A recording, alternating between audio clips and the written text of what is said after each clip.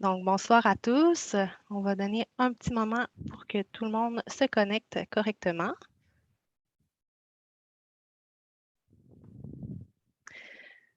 Donc, bonsoir à tous. Bienvenue à cet atelier d'échange qui porte sur le projet résidentiel Le Novelli, qui est projeté au 4020 rue Adrien Pouliot, à l'intersection avec le boulevard Lormière. Donc, je me présente, Dominique Gagnon. Je suis conseillère en consultation publique à la Ville de Québec au service de l'interaction citoyenne et c'est moi qui ai le plaisir d'animer la rencontre de ce soir. Donc, tout d'abord, je tiens à vous remercier de participer à la soirée. On a envoyé plusieurs invitations aux citoyens résidents dans le secteur. Donc, vous êtes ceux et celles qui ont répondu à l'appel. Donc, on vous remercie beaucoup de prendre le temps de venir vous informer, de donner votre point de vue. C'est toujours quelque chose qui est très apprécié et très important pour nous. Donc, ce soir, on a une première rencontre en ligne concernant ce projet. On a donc des petites consignes là, à respecter pour le bon déroulement de la soirée. Donc, tout d'abord, il est important de garder son micro fermé. Donc, si vous souhaitez prendre la parole, à ce moment-là, ça va être important d'utiliser le petit outil main levée qu'on va retrouver dans le bas de l'écran. Donc, ça va nous permettre de savoir, nous, que vous avez le désir de vous exprimer. Puis, le moment venu, on vous donnera la parole. Donc, c'est aussi dans le bas de l'écran que vous allez pouvoir retrouver l'outil pour activer votre micro. Vous allez avoir aussi également la possibilité d'ouvrir votre caméra. Ce n'est pas obligatoire, c'est vraiment si vous vous sentez à l'aise, bien entendu. Donc, à cet effet, je dois vous aviser que la séance de ce soir, elle est enregistrée. Elle va être rendue publique sur le site Internet de la Ville de Québec, sur la page des activités de participation publique, et ça dans les prochains jours. J'ai aussi des gens qui se sont joints par téléphone. Donc, un petit peu plus tard, là, au moment venu, je vais vous préciser la façon dont vous pourrez lever votre main et nous signifier votre intention de vous exprimer, puis pour ouvrir votre micro. Donc, je suis rendue aux présentations des gens qui m'accompagnent ce soir. Donc, tout d'abord, il y a Madame Véronique Dallaire, qui est conseillère municipale du district d'Essaules-les-Méandres. J'ai également Madame Nathalie Cournoyer, qui est conseillère en urbanisme à la division de la gestion territoriale. Nous avons également M. Poitras, qui est le promoteur du projet Le Novelli, qui est accompagné également de M. Louis Faye, architecte pour la firme BFN Architectes. Pour ma part, j'ai aussi des collègues qui m'accompagnent, donc Mme Alexandra Mauger et M. Ernesto Salvador Cobos, qui sont deux conseillers en consultation publique également et qui vont avoir le plaisir d'animer les sous-groupes lors de l'atelier. Il y a aussi plusieurs ressources de la Ville de Québec qui nous accompagnent ce soir, qui sont ici pour entendre les échanges. Donc, des gens du service de la planification, de l'aménagement du territoire et de l'environnement et des gens du service du transport et mobilité intelligente. Donc, rapidement, avant de commencer, je vous explique le déroulement de la rencontre. Donc, en premier, on va avoir une petite allocution, un petit mot de bienvenue de Mme Dallaire, la conseillère municipale du district. Par la suite, on rentre rapidement dans le vif du sujet avec M. Poitras et M. Faye qui vont nous présenter le projet en question. Ensuite, nous aurons une présentation du contexte réglementaire du projet pour bien comprendre, dans le fond, pour bien comprendre le projet du point de vue réglementaire et urbanistique. Va se suivre ensuite une courte période de questions. C'est vraiment une période de questions. On prévoit à peu près 10 minutes pour cette période-là. C'est pour des questions techniques, donc des questions de compréhension du projet. Donc, ce n'est pas le moment pour vous exprimer sur vos préoccupations ou donner des commentaires. C'est vraiment lors des sous-groupes, lors de l'atelier en sous-groupe que ça va être le moment de le faire. Donc, vraiment un 10 minutes pour bien comprendre le projet. Puis après ça, on va aller en sous-groupe avec Alexandra et Ernesto qui vont vous poser 3 questions pour susciter les échanges et pour s'assurer, pour savoir en fait qu'est-ce que vous pensez du projet qui vous a été présenté. Puis finalement, après tout ça, on va revenir en grand groupe, donc en plénière, pour rapporter vos échanges. Donc, avant de poursuivre, je veux juste préciser un petit point de compréhension. Donc, ce soir, on n'est pas en consultation publique. On est vraiment en atelier d'échange. La différence, c'est qu'on est en amont d'un projet. Donc, on n'est pas, c'est vraiment avant même qu'il y ait un projet de modification réglementaire. Donc, une rencontre comme ce soir, l'objectif, ça va vraiment être pour le promoteur de venir présenter son projet avant d'entamer un processus de modification réglementaire. Donc, il vient ici pour prendre le pouls, il vient savoir comment les gens voient le projet qu'il a envisagé. Puis après ça, s'il décide d'aller plus loin par la suite, bien là, il y aura des consultations publiques en vertu de la loi sur l'aménagement et l'urbanisme. Donc, pour ma part, je crois que j'ai fait le tour de mes petites informations d'introduction. Donc, sans plus attendre, je céderai la parole à Mme Dallaire qui va vous faire un petit mot d'introduction. Merci, Madame Gagnon. Bonsoir à tous. Je commencerai en reprenant les propos de ma collègue, Madame Gagnon, et en vous remerciant d'être présent ce soir pour cet atelier d'échange. Ça fait toute la différence pour nous que vous soyez présents. Donc, merci sincèrement d'être là. J'aimerais souligner aussi la présence de ma collègue, Mme Marie-Pierre Boucher, qui est membre du comité exécutif de la Ville de Québec. Donc, vous avez 2 paires d'oreilles ce soir là, pour être à l'écoute plutôt qu'une. Donc, Mme Boucher sera avec nous là, pour être à l'écoute tout au long de la séance. Ce soir, l'objectif, c'est de vous informer sur le projet, de le mettre en image. Et comme on vous a dit là, précédemment, là, je vais dire de vous consulter, mais pas dans le cadre d'une consultation publique, mais plutôt de recueillir votre avis, vos impressions, vos préoccupations sur le projet qui vous sera présenté ce soir. Évidemment, tout au long des échanges, on vous invite à demeurer courtois et respectueux. Pas que j'ai des doutes, là, mais c'est toujours bon de le rappeler. Et pour moi, je le précise, mon rôle, ce ne sera pas d'intervenir ce soir, mais ça va vraiment être d'être à l'écoute des échanges et de voir comment je peux vous accompagner dans ce projet-là là, au besoin. Donc, merci encore d'être là et bonne soirée. Parfait. Merci beaucoup, Mme Dallaire. Donc, maintenant, j'inviterai M. Poitras et M. Faye à nous présenter le projet. Alors, bonjour tout le monde. Bernard Poitras, je suis le promoteur du projet. Juste pour vous informer, moi, je suis le président de Les Immeubles Vivo. C'est une compagnie que j'ai fondée avec ma conjointe Maryse Laurando en 2019. Ma conjointe, elle est professeure à l'Université Laval et moi, j'étais dans l'entreprise manufacturière. J'ai vendu mes entreprises en 2019 et depuis ce temps-là, je fais quelques projets immobiliers, je fais de l'investissement privé puis je siège dans des conseils d'administration. Les immeubles Vivo, c'est quoi? On a acheté un premier 16 logements en 2019. Après ça, en 2021, on a fait construire par Garoua sur le boulevard de Lormière le projet Le Bon Avis qui est au 99-20. Construction qui a été terminée en juin 2021. C'est un 42 portes, 42 logements. Et puis, j'ai un édifice commercial du côté de Lévis. Alors, notre objectif, les immeubles Vivo, c'est de bâtir un portefeuille d'à peu près 100-150 portes là, qu'on va monter comme patrimoine familial pour être capable de remettre ça à nos enfants. Donc, on demeure dans du petit volume, un petit portefeuille de 100 à 150 portes. C'est notre objectif pour les prochaines années. Alors, c'est ça les immeubles Vivo. Alors, on est ici pour être à l'écoute. Je vais laisser la parole à Louis qui va vous présenter le projet. Merci. Bonjour tout le monde. Alors, je suis Louis Faye, je suis l'architecte du projet.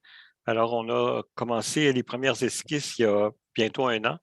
Alors, on a travaillé aussi avec le service d'urbanisme, avec les conseillers pour avoir ce projet-là. Donc, je vais vous présenter sans attendre. Je vais partager le document qu'on a présenté pour ce soir.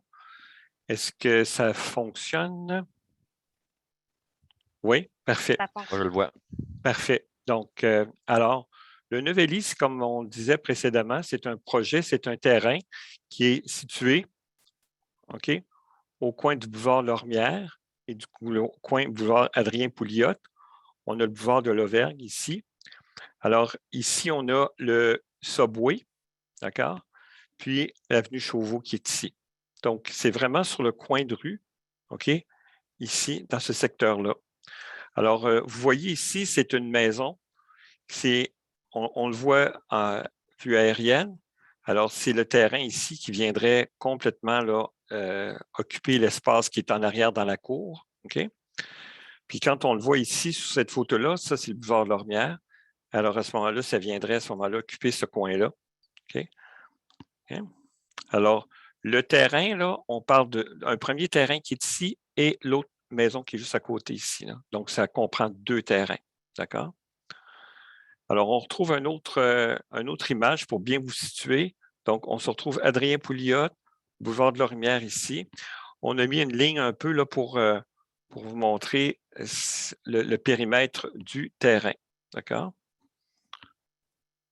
Donc, une autre image qu'on a pris avec un drone pour bien montrer. Alors, on retrouve le Subway qui est ici, avec son stationnement en arrière. Alors, c'est une autre vue. Alors, on a ces 2 maisons-là. Donc, on peut voir, là, c'est le quadrilatère qui est ici. D'accord?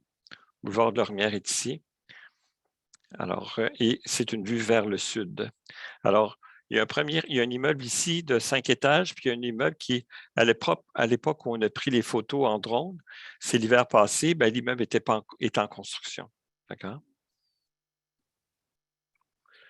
Donc, les bâtiments avoisinants, donc on se retrouve ici, on montre un peu le périmètre du terrain. Donc, le Subway présentement a le terrain au complet. On est venu M. Poitras est venu acquérir un bout de terrain derrière le Subway, plus les 2 terrains. Donc, c'est l'ensemble de ce terrain-là qu'on regarde ce soir, OK, au niveau du développement. On se retrouve à ce moment-là avec des bâtiments commerciaux sur le long de Lormière. Un bâtiment de 4 étages qui est une résidence de personnes âgées, mais c'est une résidence qui est construite avec une structure de bois. Donc, étant donné que c'est une construction en bois, les étages sont plus hauts. Ça donne l'équivalent d'environ 5 étages. Donc, ça, c'est le bâtiment qui a été récemment construit et ça, c'est le 2e immeuble qui est en construction qu'on voyait sur les photos. Donc, ça, c'est pour vous donner une idée là, de la dimension des immeubles le long de Lormière, du boulevard Lormière. La clientèle visée, écoutez, la clientèle visée, c'est une clientèle variée. Donc, on va se retrouver, il peut y avoir des personnes âgées, il peut y avoir des personnes seules, il peut y avoir des familles, des couples sans enfants, parce que la typologie, le nombre de logements va permettre à toutes ces personnes-là de pouvoir louer. C'est surtout aussi souvent des personnes du quartier qui vendent leur maison et qui souhaitent demeurer dans le même secteur, mais qui veulent avoir une habitation avec un stationnement souterrain, avec un ascenseur pour être plus confortable, etc. Donc, c'est une clientèle variée, ce n'est pas une clientèle prédéterminée. Donc, c'est ouvert à tous. Okay? Ce n'est pas des personnes âgées ou etc. Donc, c'est vraiment... On se retrouve aussi au niveau de la typologie. Alors, voyez-vous, on retrouve à ce moment-là... Attendez, j'ai une partie de l'écran que je ne vois pas. Alors, la typologie. On se retrouve à 54 logements. Donc, comme je vous disais, 12 logements d'une chambre, 34 logements de 2 chambres et 8 logements de 3 chambres à coucher. OK? C'est les logements, bon, c'est ça, ascenseur, stationnement intérieur. OK? Donc, ensuite, analyse de la circulation. Donc, une chose qui nous préoccupait aussi, c'est de ne pas tout concentrer la circulation à un seul endroit. Donc, on a ici, on retrouve toujours le boulevard de Lormière et Adrien Pouliot. Donc, en vert, c'est le secteur qu'on va travailler et en orange, c'est le Subway avec son stationnement qui était comme rétréci. Donc, pour Lormière, à ce moment-là, l'entrée des stationnements souterrains se ferait par Adrien Pouliot et les stationnements extérieurs se feraient par le boulevard de Lormière. Donc, pour réduire la circulation sur Adrien Pouliot, à ce moment-là, ça nous permettrait d'avoir l'ensemble, une bonne partie du stationnement extérieur en arrière. Aussi, le déménagement. Les camions de déménagement, on les a localisés à l'arrière pour éviter d'avoir justement sur Adrien Pouliot bloquer la rue, etc., pour limiter dans le fond la circulation. Donc, on a prévu un emplacement pour les camions de déménagement. Alors, ça arrive tous les ans au mois de juillet. En tout cas, bref, c'est pour vraiment limiter. Donc, on se retrouve justement avec un bâtiment avec un stationnement souterrain. Alors, on se retrouve ici un plan sommaire du stationnement souterrain. Donc, on se retrouve avec 49 places de stationnement souterrain et 36 extérieures. Donc, la réglementation exige une case de stationnement par logement. Donc, on pourrait, selon la réglementation, en mettre 54. Mais on trouve qu'arriver juste à la réglementation, ce n'est pas suffisant. Alors, M. Poitras trouve qu'il faut vraiment avoir ce qu'on appelle un ratio de stationnement beaucoup plus élevé. Donc, on parle de 1,57. Donc, l'exigence demande 54. On a 85 cases de stationnement de prévues, dont des cases de stationnement pour personnes à mobilité réduite, autant à l'intérieur qu'à l'extérieur. Donc, 31 cases de stationnement supplémentaires que la réglementation. Alors, suffisamment de stationnement pour les visiteurs. Alors, les stationnements dans la rue ne sera pas un problème. Puis, surtout que même les stationnements pour visiteurs, ça va se faire, comme je reviens un petit peu en arrière, pardon, ça va surtout se faire ici. OK? OK? Donc, par justement une entrée qui est commune aussi avec le subway. D'accord? Ça, c'était justement pour toujours limiter le trop grande circulation sur Adrien Pouliot. D'accord? Ensuite de ça, on a regardé aussi au niveau de la végétation. OK? Donc, la végétation, on a pris une grande part, on trouvait que c'était important. On est en ville, mais c'est important. Donc, les exigences de la réglementaire demandent un minimum de 10 pour un terrain et 20 pour l'autre. Le 20 sur la partie avant et 20 pour la partie arrière. Alors, nous autres, quand on fait le total des aires vertes, on arrive à 40 donc le double de ce que c'est au niveau de l'exigence réglementaire. Okay? On en reparlera peut-être plus tard aussi avec les gens là, de la ville. On a aussi un écran végétal ici avec des clôtures pour vraiment atténuer l'impact du bâtiment par rapport au terrain voisin. D'accord? Aussi, un petit mot sur les arbres. C'est sûr qu'on tente de conserver le plus possible les arbres existants. Alors, dans ce terrain-là, on a conservé 2 arbres existants qui sont proches de la rue. Puis, à ce moment-là, le reste, ça va être des nouvelles plantations. OK? La zone tampon demandait une zone tampon de 3 mètres. On l'a augmenté à 5 mètres pour avoir encore plus d'espace avec les voisins. D'accord? Ensuite, juste pour on essaie de tenter là, une esquisse pour montrer l'écran végétal. Donc, par rapport, on trouve l'écran, la zone tampon et la distance par rapport à le bâtiment. D'accord? On va expliquer plus tard pourquoi là, cet effet d'escalier comme ça. Là. Alors, on va y arriver. Donc, ça, c'est l'importance de l'écran végétal pour assurer une plus grande intimité. Alors, clôture et écran végétal.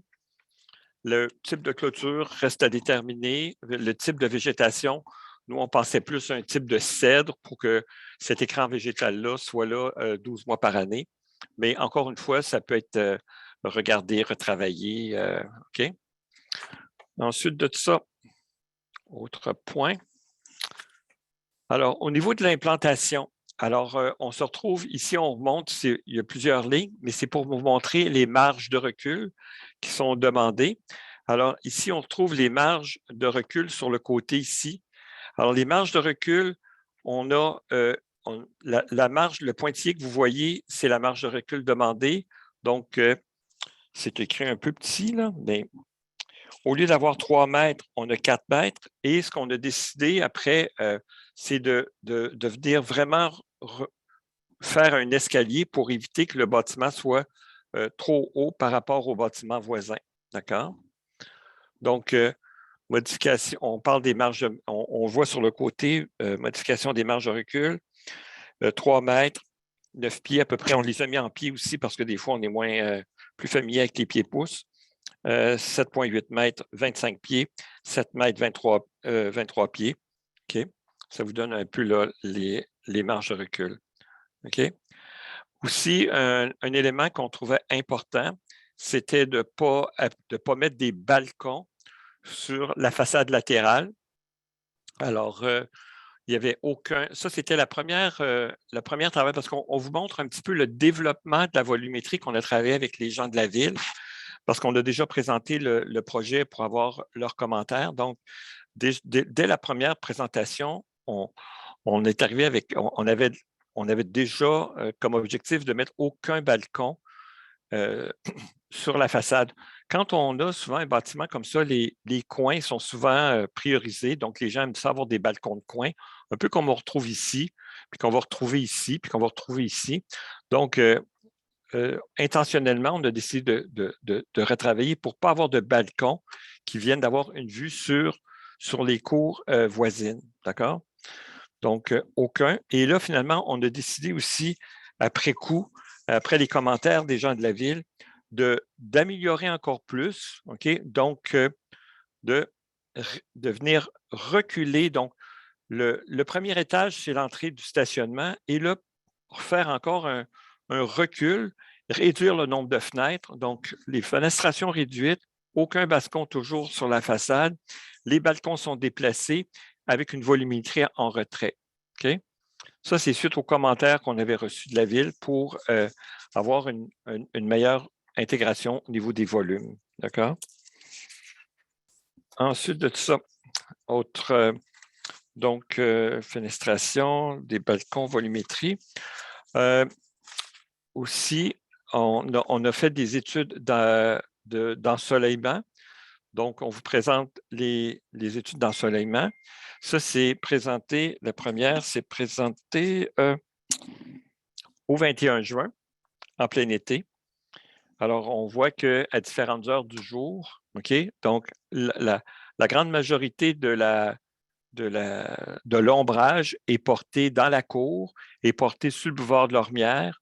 Alors, vient pas venir faire porter ombrage aux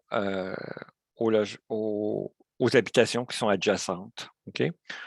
Puis on se retrouve ici, l'autre image, c'est pour montrer au mois de mars, au mois de septembre, donc à l'automne. Même encore une fois, même à l'automne, voyez-vous, les ombrages sont le soleil est plus bas.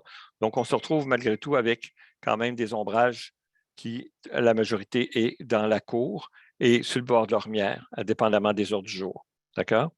Et on en a fait une aussi au mois de décembre. Ça, on le montre juste à midi parce qu'à 8 heures puis à 6 heures, il fait noir. Mais encore une fois, voyez-vous que l'ombrage est encore porté vers le boulevard de l'Ormière. Alors, c'est ça qui nous a motivés à faire cette forme de bâtiment. D'accord? Ça complète ce qu'on avait. J'espère que je ne suis pas été trop vite, mais en tout cas, voilà, c'est un peu notre dernière image sur la présentation du projet. Parfait. Je vous remercie beaucoup, M. Faye. Vous pouvez cesser le partage de votre écran, si possible. OK, oui. Parfait. Je vois qu'il y a déjà des mains levées. On va quand même aller à la prochaine présentation là, de Mme Cournoyer. Puis après ça, ça va être le moment là, de la période de questions. Donc, il suffit d'être un petit peu patient. Là. Je cède la parole à Mme Cournoyer pour l'instant. Donc, merci beaucoup pour la présentation, M. Faye. Merci beaucoup. Donc, pour la section, je dirais, moins intéressante de la soirée, soit le contexte réglementaire. Donc, l'objectif de la rencontre, on l'a dit à quelques reprises, c'est vraiment d'entendre vos commentaires sur le projet. Il n'y a pas de projet de réglementation encore d'adopter par le conseil d'arrondissement. On est vraiment en amont à l'écoute de vos commentaires. Donc, pour la suite des procédures, ce soir, c'est l'atelier. On ajustera au besoin le projet selon les commentaires qui seront reçus ce soir et dans les prochains jours. Suite à ça, il y aura la préparation d'un projet de modification réglementaire où là, on reviendra en consultation publique et en avis auprès du conseil de quartier pour vraiment faire le processus de modification réglementaire, le cas échéant. Donc, localisation, je pense que je vais passer quand même rapidement parce que M. Faye a fait quand même un bon topo là, sur l'emplacement. Donc, on a vu là un peu son secteur où il s'implantera. Le contexte réglementaire, donc c'est un terrain qui est sur 2 zones. Donc, en rouge, vous avez une zone commerciale qui est purement commerciale et en jaune, vous avez une zone résidentielle. Donc, il y a un seul lot qui est en zone résidentielle qui aurait à être transféré dans la zone là, du commerce. Les usages sont autorisés actuellement dans la zone commerciale. On parle de services administratifs, donc tout ce qui est à peu près bureau, notaire, des choses comme ça. La vente au détail et de services, les restaurants, les établissements d'éducation et de formation. Donc, on parle des écoles de conduite ou des CPE, des garderies et les parcs qui sont d'emblée dans tous nos grilles de spécification. Et actuellement, dans la zone commerciale, il n'y a aucun usage d'habitation qui sont autorisés. Évidemment, au niveau des marges, on parle et de hauteur, on est à 15 mètres actuellement. Cette hauteur-là ne serait pas modifiée dans le cadre du projet parce que le 5 étages proposé par le promoteur et l'architecte rentre dans ce 15 mètres-là, ce qui donne le 5 mètres qui vous a été présenté. Au niveau des marges, on en a mentionné tantôt, là, la marge avant, donc la marge, la distance entre la rue de Lormière et la façade du bâtiment où, par rapport à Adrien Pouliot, la marge est de 9 mètres, c'est ce qui est exigé. La marge latérale, donc, entre le futur bâtiment et la maison résidentielle qui est sur Adrien Pouliot est de 3 mètres. Et la marge arrière, qui est par rapport au subway, c'est 7,5 mètres minimum. Au niveau de la zone résidentielle qui est touchée par la construction, donc c'est la grande zone qui est en bleuté, qui est essentiellement la rue Jérémie là, et Adrien Pouliot qui est inclus dans cette zone-là. C'est seulement de l'unifamilial isolé qui est autorisé.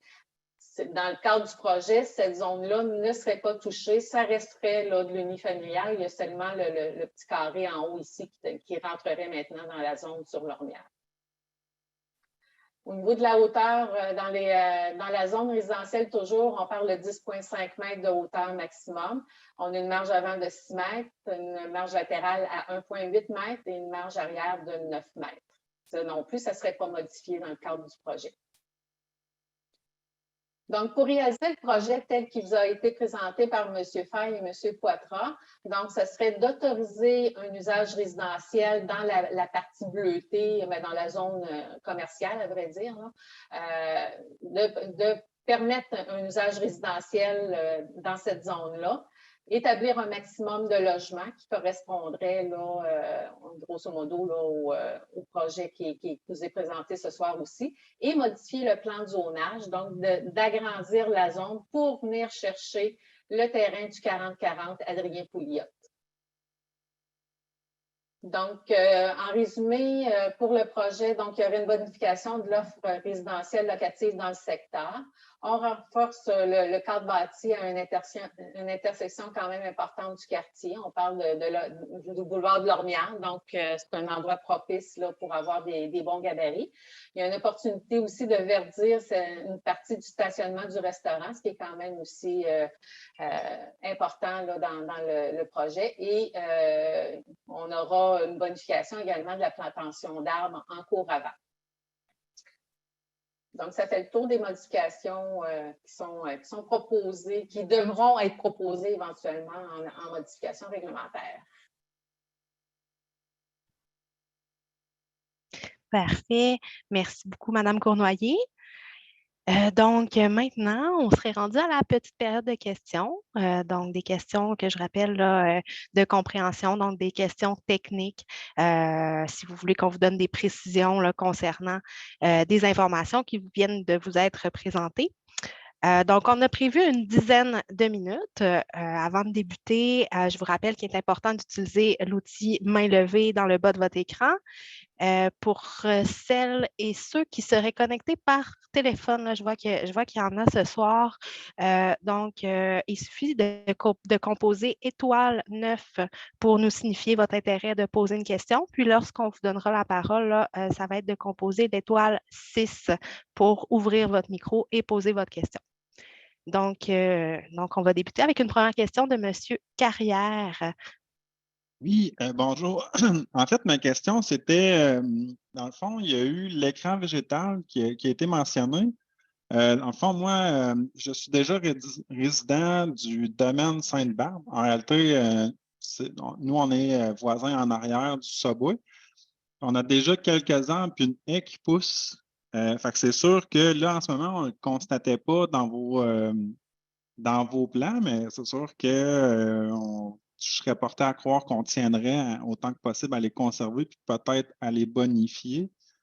Fait que en fait, ça nous créerait, dans le fond, un écran plus préférable pour nous isoler des activités résidentielles futures, dans le fond, qui seraient en arrière. Puis aussi, dans le fond, on voyait un retrait d'un étage. Il y a quand même un certain choc, dans le fond, avec le faible gabarit adjacent. Ça aurait été quasiment intéressant d'avoir un 2 étages en retrait, mais peut-être plus prononcé, plus en longueur. Là, je sais, c'est à voir en volumétrie, mais on a quand même un étage, 2 étages, une certaine proximité, puis de peut-être le faire plus long là, un petit peu vers l'ormière. Mais vous aurez l'occasion de peut-être que ce n'est pas le moment aussi. Là, je me prononce puis je m'avance peut-être trop loin. En tout cas, du moins, mon point principal, c'était l'écran végétal en arrière, donnant, dans le fond, sur le domaine Sainte-Barbe en arrière du Subway. Fait que ceci étant dit, autant que possible, si on peut le conserver et possiblement le bonifier, ça serait intéressant. Parfait. Je vous remercie de votre intervention. C'est vraiment des choses qui vont être intéressantes à discuter lors des sous-groupes durant l'atelier. Je ne sais pas par contre si M. Faye ou M. Poitras, vous avez des précisions quant à l'écran végétal qui est prévu. Peut-être un mot. Le stationnement du Subway ne sera pratiquement pas modifié. D'accord? Donc, c'est comme si le promoteur utilisait le stationnement arrière du Subway pour le stationnement. Si je peux peut-être juste, je vais peut-être juste revenir un petit peu en arrière. OK? Alors, présentement, là, ce stationnement-là est pratiquement comme il est présentement. Donc, voyez-vous, il y a toujours la bande végétale qui est là, qui n'est pas touchée. Je pense que c'est ça que vous parliez, là. C'est la bande d'ici. Elle n'est pas touchée pour l'instant. OK? OK. Bon, ben c'est parfait. Moi, c'était un peu ma crainte, là, parce qu'on ne le voyait pas, dans le fond, dans votre implantation, mais... C'est ça. Parfait. Merci, M. Faye, également de votre réponse. C'est justement ce genre de précision-là qui peut aider justement dans les sous-groupes par la suite là, pour les discussions. Donc, je ne sais pas si on a d'autres questions dans la salle. Je ne vois pas de main levée pour le moment. Bon, bien, ça veut dire que les présentations ont été claires. Donc, on est un petit peu en avance sur notre temps, tant mieux. Ça met fin à notre période de questions, mais n'hésitez pas, là, si vous en avez par la suite, là, à les poser. On va pouvoir débuter la portion atelier de notre rencontre. Donc, on a prévu 40 minutes à peu près pour les échanges. Bientôt, là, vous allez être divisés en sous-groupes dans une salle virtuelle, soit avec Alexandra ou avec Ernesto. Donc, pour l'instant, on ne touche à rien, mais à certains moments, vous allez avoir apparaître une fenêtre qui va vous demander si vous souhaitez être dirigé dans la salle. Donc, il suffira d'accepter cette invitation. Dans votre sous-groupe, On va vous demander d'abord de nommer un porte-parole qui va être responsable de nous rapporter les éléments qui ont été discutés lors de vos échanges. Donc, cette personne-là va être à l'écoute, va prendre des notes, puis lors du retour en grand groupe, en plénière à la fin, va avoir la responsabilité de nous rapporter là, les points qui ont été discutés. Donc, n'ayez crainte, l'ensemble des commentaires ne vont pas se perdre. On a des conseillers qui vont être dans les groupes, qui vont prendre des notes également. Les sous-groupes vont être enregistrés pour des fins de pour conserver les éléments qui vont avoir été discutés. Mais on ne met pas de pression là, sur les porte-paroles, inquiétez-vous pas. On compte aussi sur votre collaboration, comme l'a mentionné Mme Dallaire en tout début de réunion, pour échanger de façon respectueuse. Donc, on est ici pour discuter, pour échanger. Ça se peut qu'on ait des points de vue qui soient divergents, mais on vous demande votre collaboration là, à ce niveau-là. Donc, 3 questions qui vont être discutées lors des ateliers. C'est des questions qui vont aider à échanger sur différents aspects du projet. Donc, la première va concerner les éléments qui pourraient être améliorés et pourquoi. Deuxième question, on va discuter des points forts du projet présenté. Et troisième question, quels éléments environnants devraient être considérés dans l'évaluation du projet dans sa globalité? Donc, en résumé, est-ce qu'il y a d'autres éléments autour du projet qui devraient être analysés? Ou bien est-ce que le projet pourrait avoir un impact sur des éléments du milieu dans lequel il s'inscrit? Donc, présentement, il est 19h36. On avait prévu 40 minutes. On pourrait revenir dans la grande salle à 20h25. Voilà. Donc, sans plus attendre, Alexandra, si tu veux nous diviser en sous-groupes, n'oubliez pas d'accepter la division, puis on vous laisse échanger.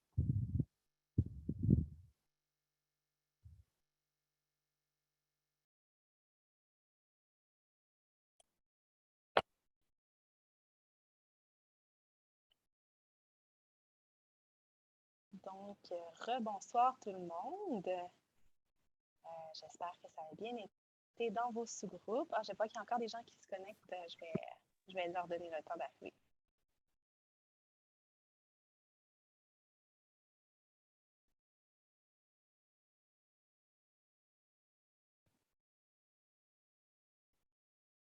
Parfait. Je vois qu'on a une main levée. Donc, Madame Bourbage, est-ce que vous désirez prendre la parole?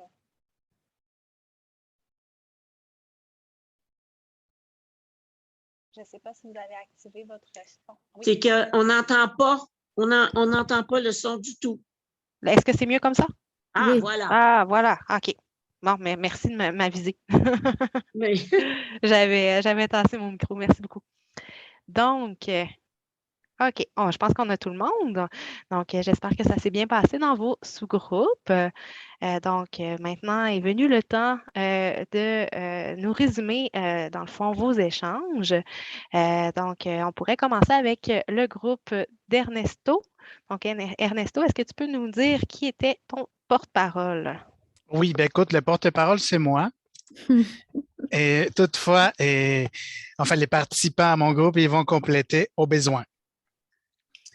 Alors, je vais commencer. Dans mon groupe, il y a eu plusieurs questions que je vous poserai à la fin de ma présentation.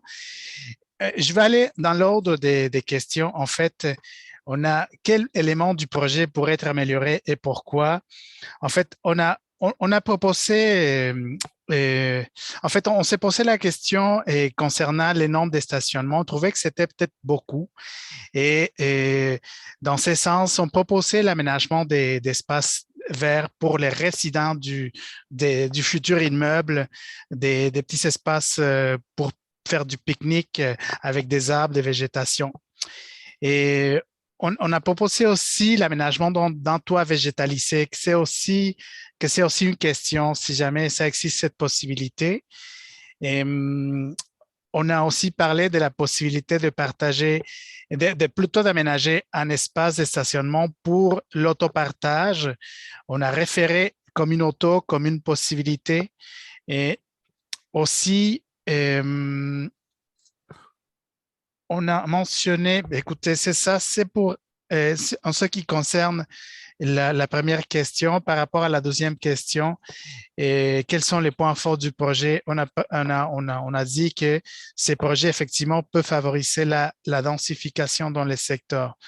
Toutefois, il y a certains commentaires aussi dans le sens inverse, dans le sens de dire que les gens sont un peu surpris de se trouver dans un milieu de plus en plus enclavé avec un secteur résidentiel des densités faibles qui devient de plus en plus enclavé avec des grands bâtiments aux alentours.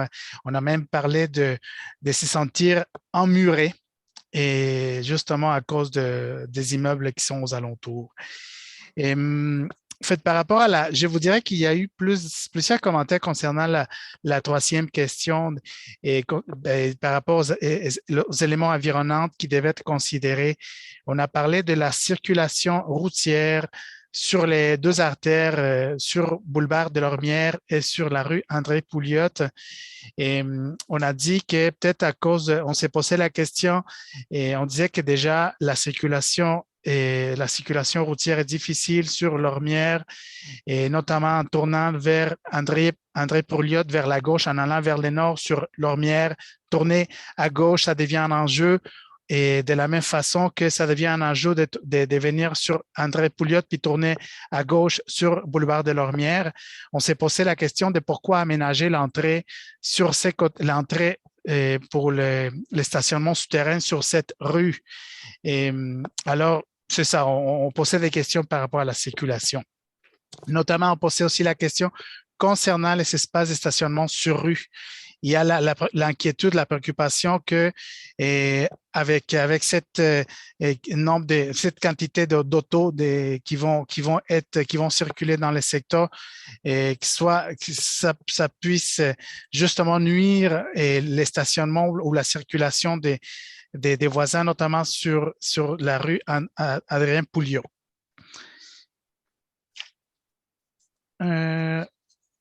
Laissez-moi vérifier. Voilà la circulation sur Pouliot. C'est vraiment à plusieurs reprises qu'on l'a soulevé. Et sur rue... En fait, on a dit aussi que peut-être qu'il s'agit d'un secteur bien desservi par les transports en commun. On s'est posé la question de pourquoi c'était tel nombre de stationnements. On parle de 54 plus un certain nombre qui vont augmenter à 85. On ne voyait pas la nécessité d'avoir tout cet espace de stationnement. Alors, on pense que si on réduit le nombre de stationnements, on peut aussi encourager l'utilisation de transports en commun. On a posé aussi la question, excuse-moi, ça c'est plus en lien avec la question 1, et si on pourrait peut-être aménager des bornes électriques pour le stationnement. En tout cas, c'est un point peut-être qui pourrait justement améliorer les projets présentés. Écoutez, je pense que j'ai fait le tour des questions et des commentaires. Non, voilà, par rapport aux questions, je reviens aux questions. Pour la ville un peu et aussi pour les promoteurs, on nous demande sur l'échéancier. On a eu quelques éléments de réponse du côté du personnel de la ville qui nous accompagnait. Toutefois, on voulait quand même réitérer la question en promoteur. Je réitère, c'est par rapport à l'échéancier. Par rapport à l'accès au toit, il y a une inquiétude à savoir si le toit sera accessible pour le résident, et aussi l'espace pour le partage, pour le autopartage, aménager quelques espaces pour le autopartage. Et je pense que c'était les questions. Écoutez, voilà. En fait, c'est ça, l'aménagement de plus d'espaces verts pour les résidents, c'est une proposition, mais c'est aussi une question pour les promoteurs, si jamais c'est possible. Écoutez, avec ça, je termine ma participation. Je ne sais pas si chez les participants, il y a encore des commentaires. Monsieur Turgeon, Madame Fortin, je vois. Juste pour revenir un petit peu sur l'histoire de la fréquentation de la rue Pouliot, ce qui a été mentionné, surtout, c'est une inquiétude à ce que se retrouvent beaucoup de véhicules stationnés, des gens qui viennent visiter les logements. Donc, ça a été important de le marquer de nouveau. Merci. C'est la même chose. Merci beaucoup. Les visiteurs qui viennent, ils vont sûrement se stationner dans la rue, dans notre rue. C'était pour ça. C'était la même chose que M. Turgeon. Parfait, merci beaucoup. Je vois M. Deschênes également avec une main levée. Oui, quelqu'un avait posé aussi la question de la valeur des propriétés environnantes. Merci, M. Deschênes. Effectivement, j'ai oublié de dire, 2 personnes ont exprimé des inquiétudes par rapport à la valeur de leur propriété. Parfait. Effectivement, on peut passer à une petite période de questions là, suite au résumé du groupe numéro 1.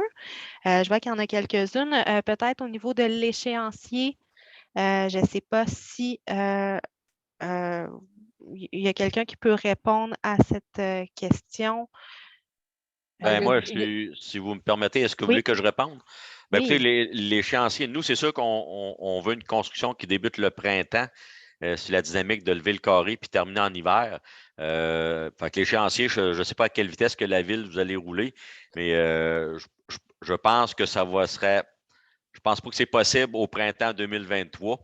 Donc, ça irait avec une construction printemps 2024 pour livraison quelque part en mai-juin 2025, parce que le printemps 2023 arrive à grands pas. Ça fait que je ne suis pas sûr qu'on va être capable de débuter au printemps 2023 parce qu'on veut éviter une construction extérieure d'hiver. C'est beaucoup trop coûteux. Effectivement, normalement, si tu me permets, Dominique, juste pour une modification réglementaire, le cas où, suite à la soirée, on continue le processus, juste le processus réglementaire prend 4 mois, là, donc on est déjà rendu en novembre. C'est un projet qui serait en consultation possiblement là, en fin printemps, début d'été, donc d'ici juin. Donc, c'est sûr que la construction ne débutera pas cette année, là, pas avec l'échéancier qu'on a pour les modifications réglementaires. Là, ce que ça demande comme étape légale d'approbation, on n'arrivera pas pour une construction là, début du printemps. Parfait. Merci beaucoup pour ces précisions. Je vois M. Faye avec la main levée également. Oui, c'est pour répondre à une préoccupation du stationnement pour visiteurs. Je vais juste partager, c'est peut-être quelque chose que j'ai omis de dire tantôt. Je vais vous présenter une petite chose. OK. Alors, on se retrouve avec le stationnement visiteur ici. C'est certain que les gens vont dire, bon, vous avez une entrée principale sur Adrien Pouliot. On a une entrée aussi secondaire sur le boulevard de Lormière. L'objectif, quand on a un stationnement comme ça pour les visiteurs, c'est que l'entrée avant et l'entrée arrière communiquent. Donc, c'est une entrée qui est vraiment transparente. Quand on rentre dans le bâtiment, c'est comme si vous aviez un corridor, puis vous avez une entrée avant, une entrée arrière. Donc, intercom en avant, intercom en arrière, pour justement éviter le stationnement sur Adrien Pouliot. On est visiteur, on ne viendra pas se stationner sur Adrien Pouliot où on a moins de chances d'arriver avec un stationnement. Donc, on a beaucoup plus de chances avec un nombre considérable de stationnements visiteurs à l'arrière, justement pour éviter qu'il y ait du stationnement sur Adrien Pouliot. Donc, c'est peut-être pas bien illustré, mais les 2 entrées communiquent entre elles. Donc, que vous présentiez par l'entrée par arrière ou l'entrée avant, ça va communiquer, vous allez vous retrouver. Donc, on n'est pas allé jusqu'à présenter les détails, mais le groupe ascenseur est ici qui va, à ce moment-là, donner la circulation dans l'entièreté de l'immeuble. Alors, je ne sais pas si ça peut donner plus d'informations, mais c'est une préoccupation qu'on avait eue aussi au niveau du stationnement sur Adrien Pouliot. Parfait. Merci beaucoup. Ensuite, M. Poitras, je vois que vous avez la main levée également. Est-ce que c'était pour ajouter… Oui, pour ajouter un point aussi, concernant les stationnements, on nous suggère peut-être, puis c'est des très bons points qu'on nous a mis à date, peut-être qu'on aurait peut-être trop de stationnements. Je ne suis pas un spécialiste, je commence dans l'immobilier, comme je vous ai introduit tantôt, mais on a sur Boulevard de Lormière un 42 logements, puis notre ratio est à 1,2 et on manque de stationnement. Alors, les gens, ce qu'ils font, c'est qu'ils vont Ils vont se stationner où que le stationnement anciennement du Desjardins, ils vont dans les rues, puis l'hiver, ben, c'est compliqué.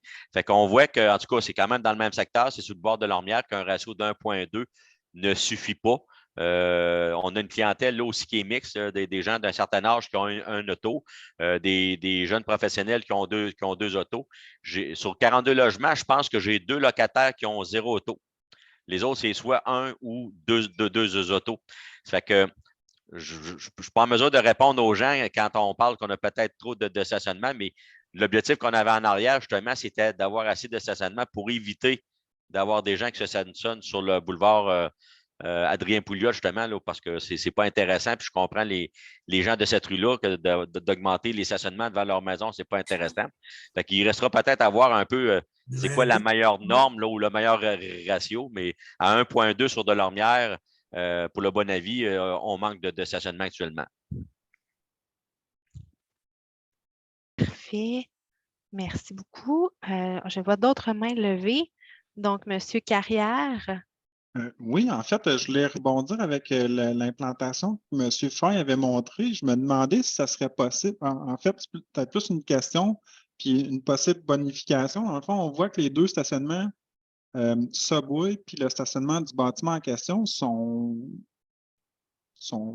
pratiquement collés. Je me demandais si il allait y avoir une façon quelconque d'identifier le stationnement réservé à l'immeuble pour éviter le débordement du Subway du côté du stationnement du bâtiment, dans le fond, résidentiel, peut-être pour éviter justement de perdre quelques cases de stationnement au profit du Subway, là, qui, dans le fond, ça serait une bonne intention auquel vous passeriez à côté. Parfait. Est-ce que vous avez des éléments de réponse? Oui, je peux répondre. Ce qui est prévu, moi, que quand on a acheté le projet d'acheter le stationnement en arrière de Subway, le Subway, en passant, il y avait une phase 2 qui devait être faite. C'est la phase 2 de la partie commerciale qu'on a achetée. Il est prévu de clôturer la partie qui va séparer le stationnement du Subway de notre stationnement pour pas que les visiteurs ou les clients du Subway viennent du côté des immeubles Vivo là, pour le bâtiment, le Novellis. On a prévu une clôture. Ce n'est pas défini encore quel type de clôture. C'est-tu une clôture en métal? C'est-tu de la végétation qui va clôturer? Mais c'est sûr qu'on va faire quelque chose pour venir séparer le stationnement du Subway du stationnement des visiteurs et locataires du Novellis. Peut-être un autre élément. Quand on a discuté avec le Subway, on leur a demandé le nombre de places qui étaient nécessaires. Toujours, on s'assure aussi que ça répond à la réglementation. On voulait s'assurer avec le Subway, dans les périodes de pointe, combien de cases de stationnement ils ont besoin. Ils nous avaient dit environ une vingtaine de cases. Ça, on parle de midi, quand le stationnement est plein. Alors, pour être certain, on en a mis plus, justement. Je pense qu'on est à 24 ou 25, je ne me souviens plus exact du nombre exact, mais on a augmenté même pour s'assurer que, justement, ça ne déborde pas, pour éviter ce genre de problématiques, des fois, là, qui pourraient arriver. Donc, c'est quelque chose qu'on a discuté déjà avec le Subway. Puis, le propriétaire du Subway opère le Subway depuis plusieurs années. Donc, lui aussi, il avait des préoccupations. Il ne voulait pas perdre du stationnement puis se retrouver là, avec des clients qui ne peuvent pas venir à son restaurant. Donc, c'était aussi important pour lui, là. Parfait. Merci beaucoup pour les précisions. Je vois qu'on a encore une main levée, Madame Marois. Donc, on va prendre votre intervention. Après ça, j'ai noté aussi des questions concernant la valeur des propriétés. Donc, on va pouvoir répondre à ces questions-là par la suite. Puis après ça, je passerai au groupe d'Alexandra. Donc, on va commencer avec Madame Marois.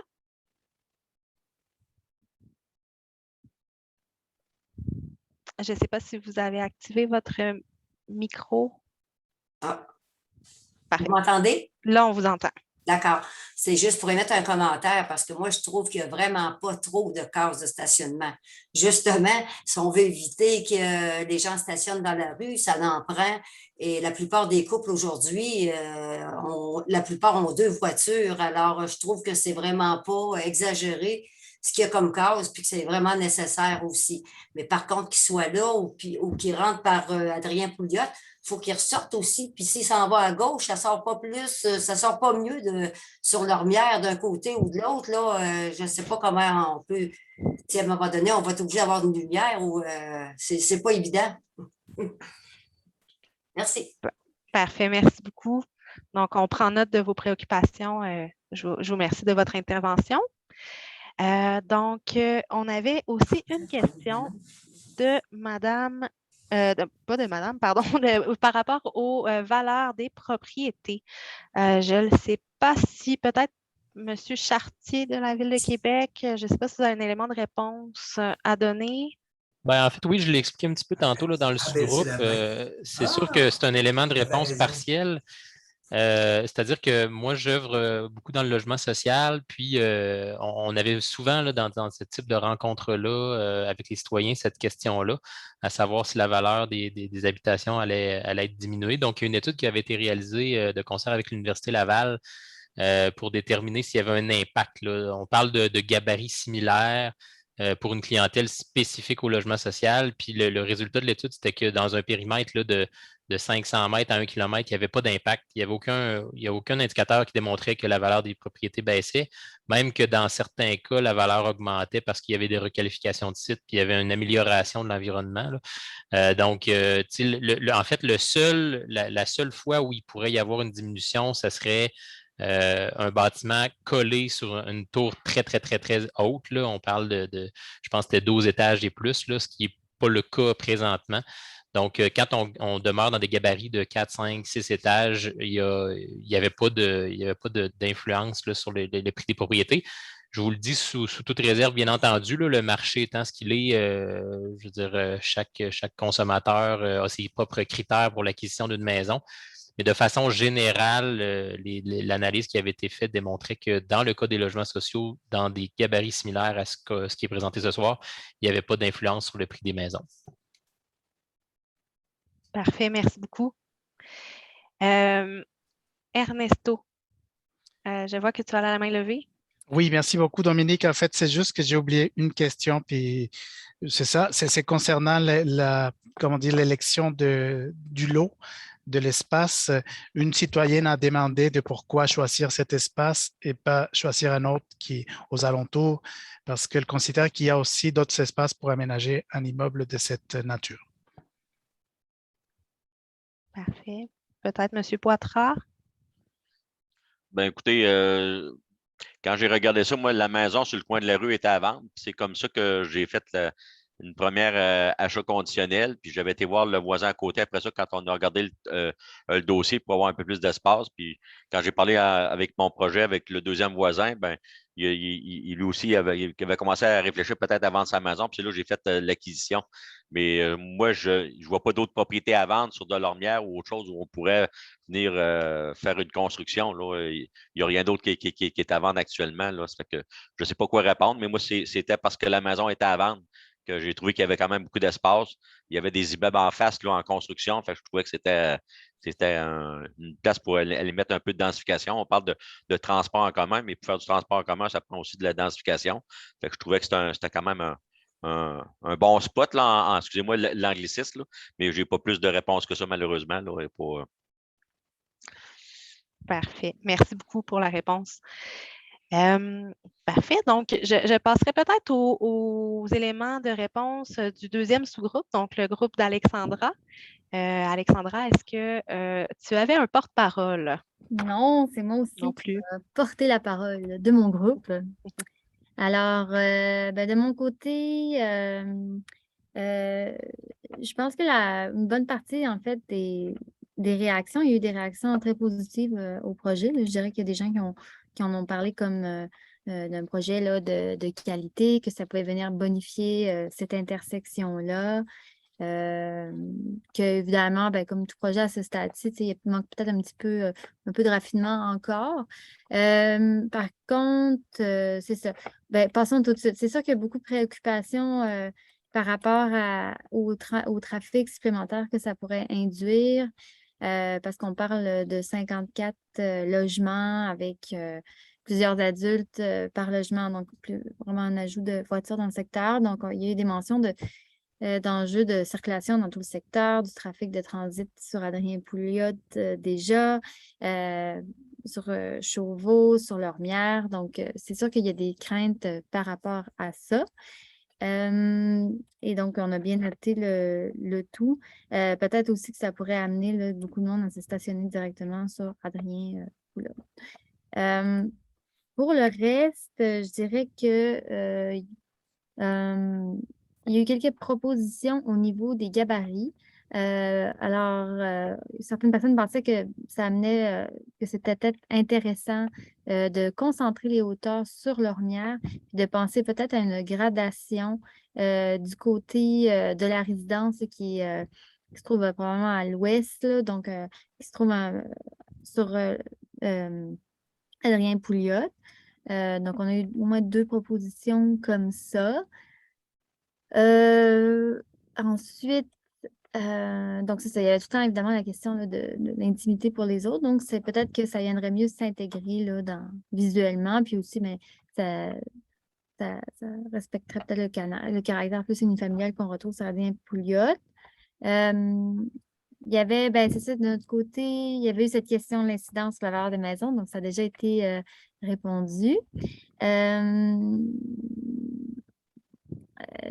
Il y a eu une proposition aussi, parce que comme il y avait plusieurs craintes par rapport au trafic que ça pouvait induire, est-ce que ça avait été songé de faire un projet mixte, c'est-à-dire avoir du commercial, petit commerce au rez-de-chaussée, puis de créer des logements là, aux étages supérieurs?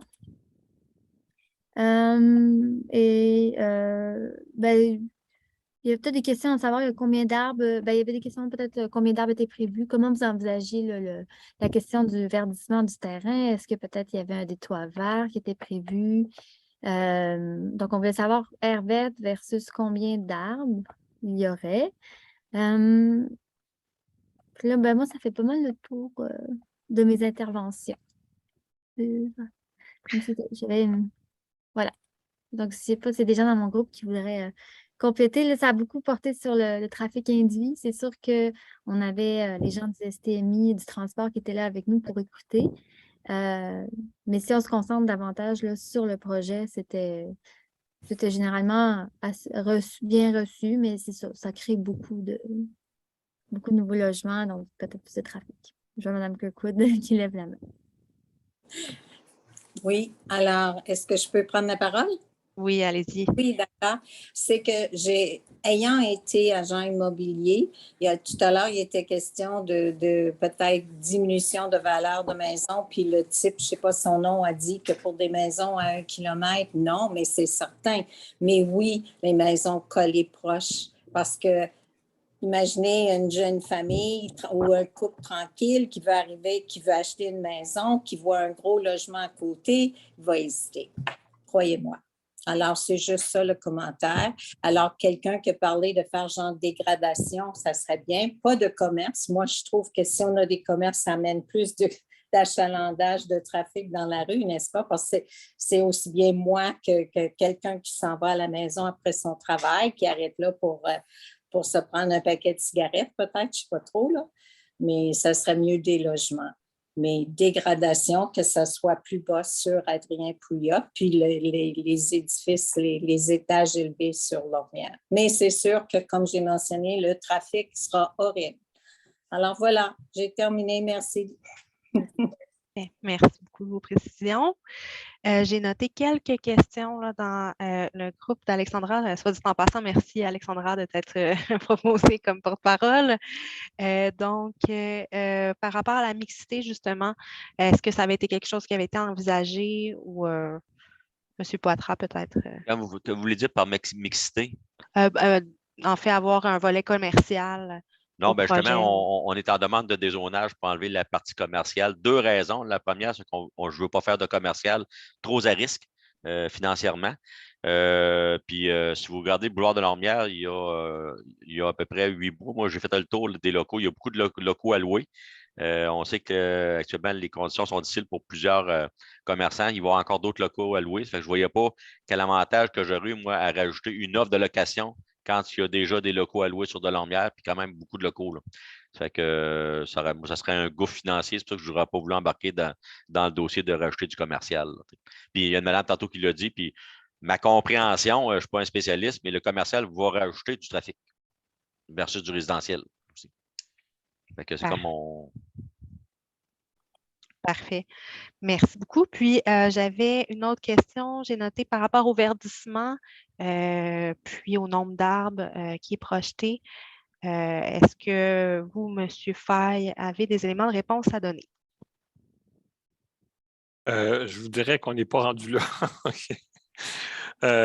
On était plus dans le... On s'assurait de respecter les aires vertes, même de les augmenter. On essayait, comme je vous le disais aussi, de conserver les arbres existants lorsque c'était possible et en planter d'autres. La quantité d'arbres, les essences, on n'était pas vraiment rendu là, mais c'est des choses que, effectivement, si on a des commentaires sur lesquels on va pouvoir travailler et améliorer, c'est certain. Parfait. Merci beaucoup. Puis, j'ai oublié une question dans le groupe d'Ernesto tout à l'heure. Il y avait une question concernant l'accès au toit par les futurs résidents. Je pense, ma compréhension de la question, c'est plus une crainte par rapport à l'intimité des propriétés riveraines. Je ne sais pas si c'est comme ça que je l'ai compris. Moi, la façon dont je l'ai compris, c'était une suggestion pour améliorer. C'est peut-être comme ça que je l'avais vu, mais Ernesto saura nous éclairer. Oui, peut-être, là, parce que pour certains, c'est peut-être un point positif, pour d'autres, un point négatif. Il faudrait juste voir là, quel côté ça penche. Tout à fait. Dominique, je laisserai M. Turgeon des... Parfait. La question, c'est si jamais ça peut être dérangeant pour les voisins, parce qu'il y a eu une demande de dérogation de l'autre côté de l'Ormière pour aménager le toit. Et ça inquiétait un peu les gens du quartier. On se pose la même question ici. Est-ce qu'on pourrait se ramasser avec des parties sur les toits? Merci. Je peux répondre à cette question-là. Il n'y a rien de prévu, puis il n'y aura rien sur le toit. Puis moi, c'est une question de coût aussi. Il faut penser que je n'ai pas un gros gabarit. Pour être capable de rajouter une volumétrie sur un toit, là, ça prend de la densification pour être capable de payer. Parce que tout le modèle économique, il faut qu'il tienne la route. Là. Fait que je peux vous assurer, s'il faut qu'on l'écrive, on l'écrira.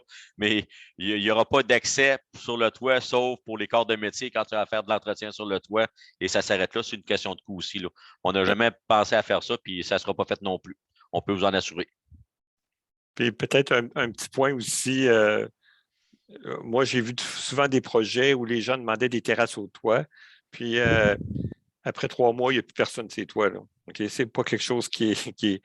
Des fois, ça peut être un élément de marketing, mais souvent, la réalité, parce qu'on ne fait pas. Souvent, quand on fait une terrasse au toit, l'ascenseur ne monte pas au toit, c'est juste l'escalier.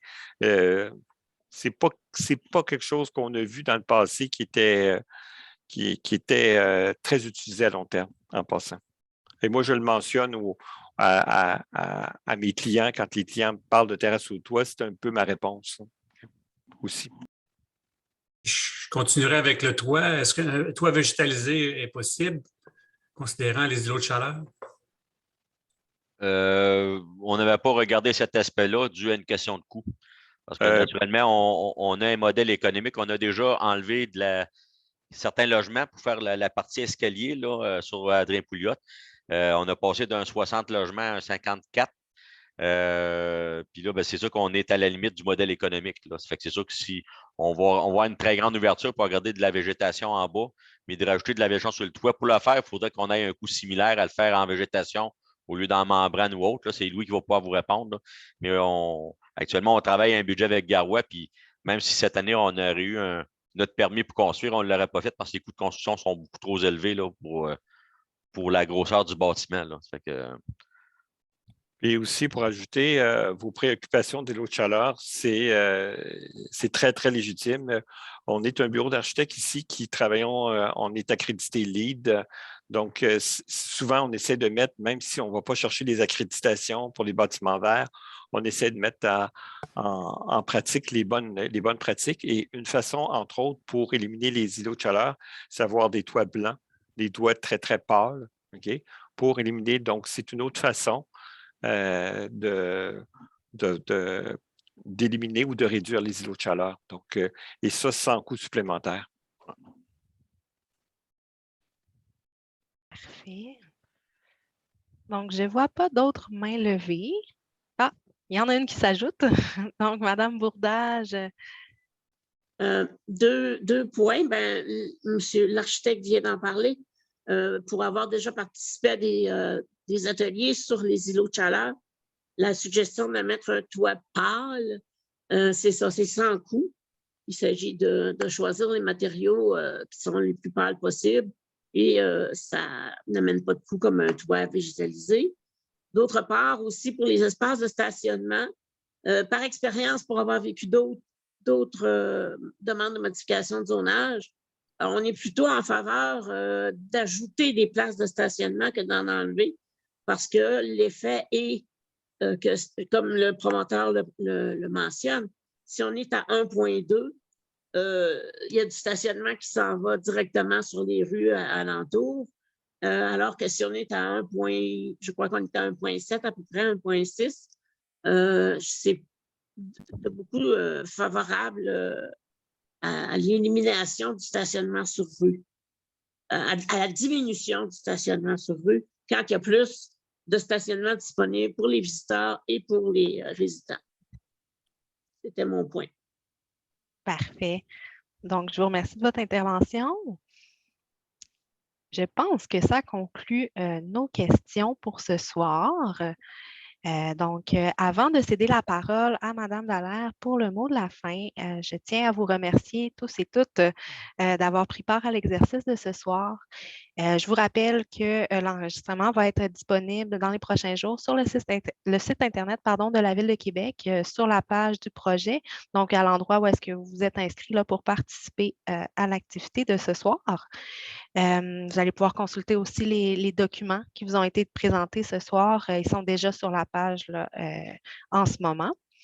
Donc, advenant le cas là, où est-ce que le projet irait de l'avant, je vous rappelle qu'il va y avoir encore des séances de consultation publique, comme je l'ai mentionné tout à l'heure. Donc, Mme Dallaire, ce serait à vous pour le mot de la fin.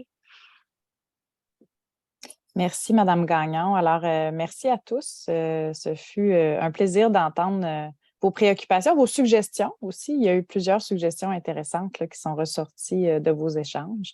Je remercie aussi l'écoute de M. Poitras, le promoteur, qui semble vous avoir bien entendu. Donc, comme Mme Gagnon vient de vous le dire, là, il y aura assurément des étapes là, qui suivront et vous serez informés. Si je ne m'abuse, Mme Gagnon, il y a le site Internet, mais il y a une façon aussi de rejoindre les citoyens lorsqu'on va vers une consultation publique. Oui, tout à fait. Dans le processus, là, il y a un dépôt d'avis légal sur le site Internet de la Ville de Québec, mais également, on va distribuer des avis là, porte à porte, comme vous avez sans doute reçu là, pour participer à l'activité de ce soir. Oui, donc surveillez votre poste. Vous aurez un avis là, pour qu'on puisse vous sonder, vous consulter à nouveau.